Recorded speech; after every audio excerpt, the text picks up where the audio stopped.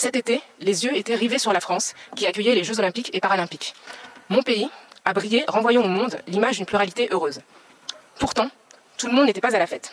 Les sportives musulmanes, abordant un foulard, ont été bannies des Jeux dans leur propre pays, alors que les hommes partageant les mêmes convictions, tout comme les athlètes musulmanes couvertes venues d'autres pays, ont pu pratiquer leur sport en toute liberté.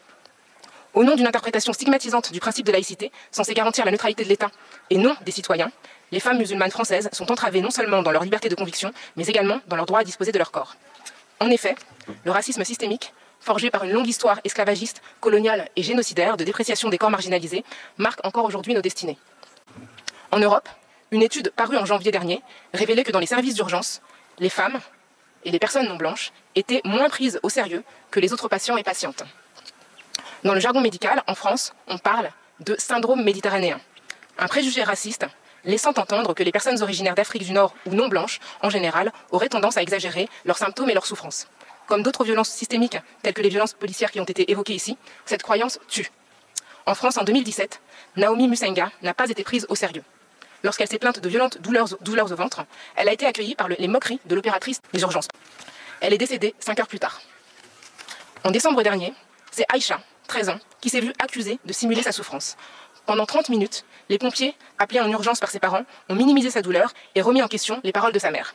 Atteinte d'une hémorragie cérébrale, elle est décédée 12 jours plus tard, à l'hôpital.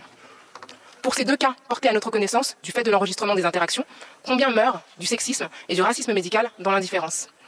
Malgré ces faits accablants, la dénonciation du racisme dans la sphère publique reste un exercice périlleux. Selon une étude d'Amnesty International portant sur l'expression sur Twitter des femmes politiques et journalistes au Royaume-Uni et aux États-Unis, les femmes non blanches, je le cite, ont 34% de risque de plus d'être mentionnées dans des tweets injurieux ou problématiques que les femmes blanches. Pour les femmes noires, qui sont ciblées par ce que l'on appelle la misogynie noire, le risque s'élève à 84%. Cette étude remonte à 2018, bien avant que le réseau social, désormais possession d'un milliardaire, ne devienne X, démultipliant la violence exprimée. Au-delà du cyberharcèlement, la liberté d'expression des femmes non blanches est singulièrement entravée. Sous-représentées dans l'espace public, elles sont fortement incitées à éviter d'aborder les questions raciales.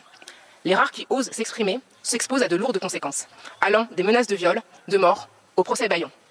J'en profite pour remercier Mary Lawlor, rapporteure spéciale des Nations Unies pour les défenseurs des droits humains, d'avoir interpellé la France quant aux attaques, aux poursuites judiciaires, à la surveillance et aux intimidations que je subis depuis des années dans le débat public en France.